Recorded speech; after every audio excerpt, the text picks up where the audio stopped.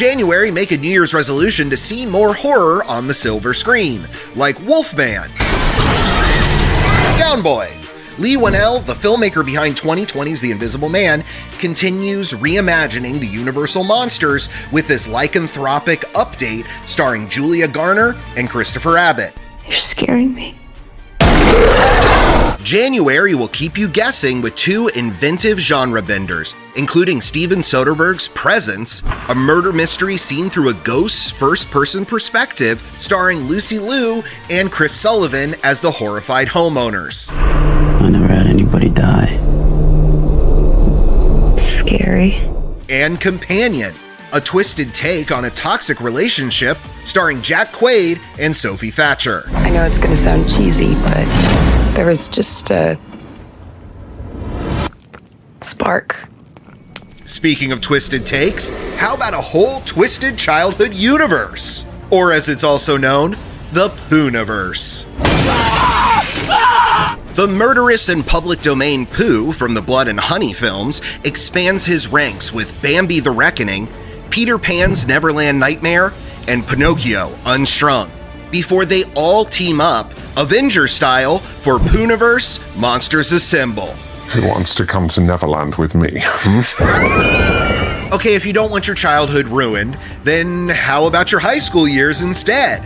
Our favorite cannibalistic soccer team, Yellow Jackets, returns for Season 3 on Valentine's Day, with more fun frozen times eating your best friend. I guess no one wants breakfast. The beautiful brain behind the surprise hit Longlegs, Cuckoo, cuckoo. writer-director Osgood Perkins, returns with an adaptation of Stephen King's short story, The Monkey, about the mysterious deaths surrounding twins played by Theo James, which have maybe, probably, definitely been caused by a cursed, wind-up monkey toy. Everybody dies. And that's life. March comes in strong with Sinners, a period piece about evil sweeping into a small town. It's filmmaker Ryan Coogler's first foray into the horror genre, and his fifth time directing Michael B. Jordan. Hey, get back inside. Spring brings us back to the small screen for Fungi and Fun Guys on the second season of The Last of Us. Joining Pedro Pascal and Bella Ramsey as Joel and Ellie will be Caitlin Dever as Abby, Isabella Merced as Dina, and Jeffrey Wright as militia leader Isaac Dixon, a role he originated in the video games. And this is bigger than any of us. May's Clown in a Cornfield is another satirical spin on the slasher from Tucker and Dale vs. Evil director Eli Craig. It's based on the series of books about Frendo the Clown who,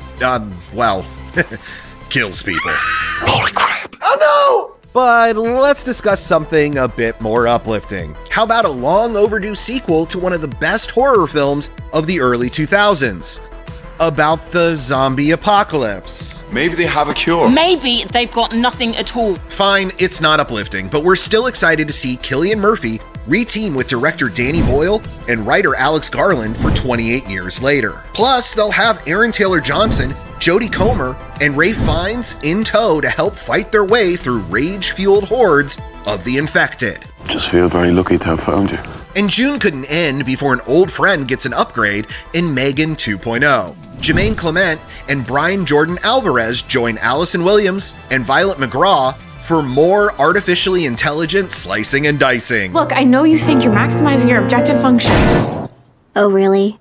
Is that where we are? Summertime starts with cookouts, pool parties, and xenomorphs. Fargo series creator Noah Hawley writes and directs Alien Earth, a prequel set before Ridley Scott's 1979 Haunted House in Space, and featuring a showdown between tactical soldiers and the acid-blooded ETs who landed on the wrong planet. Eat this!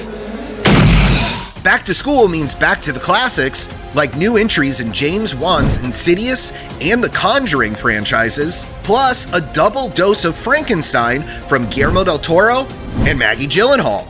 Frankenstein, where is it? Where is it? Oh, quiet, you fool! Spooky maestro del Toro assembles his all-star cast from Spare Parts, including Mia Goth and Christoph Waltz, with Oscar Isaac as the Good Doctor and Jacob Elordi as his monster, while Maggie Gyllenhaal's all-star cast for The Bride features Jake Gyllenhaal, Peter Sarsgaard, and Penelope Cruz, with Christian Bale as the monster and Jessie Buckley as his blushing undead bride. I want friend like me. And before September can end, Jigsaw will trike again in the 11th installment of Saw. I want to play a game. Speaking of sequels, 2025 will end with 3. First, Ethan Hawke's The Grabber is back for more grabbing in The Black Phone 2. Then, our other favorite alien invader, Predator, returns for a 9th time in Badlands starring Elle Fanning. And finally, in December, we'll spend another night with Freddy Fazbear and friends in a second adaptation of the fan-favorite video game series, Five Nights at Freddy's. Tell me how to stop them. There's also an It prequel series called Welcome to Derry that has Bill Skarsgård returning as Pennywise, because one murderous clown couldn't possibly get us through the whole year. I guess I must be your friend too. Now, it feels like we're forgetting something, or maybe it's Netflix forgetting to tell us when Black Mirror Season 7 and Stranger Things Season 5 drop in 2025. You think we shouldn't be doing this? We have to try, right? We can't wait to return to the upside-down world of Hawkins, Indiana for the final season, or to the not-too-distant and not-too-hopeful future of Charlie Brooker's Black Mirror. Give me the details, and the details are so awful, it is irresistible. Add all these horror titles to your watch list so you don't miss a single thrill or chill in 2025.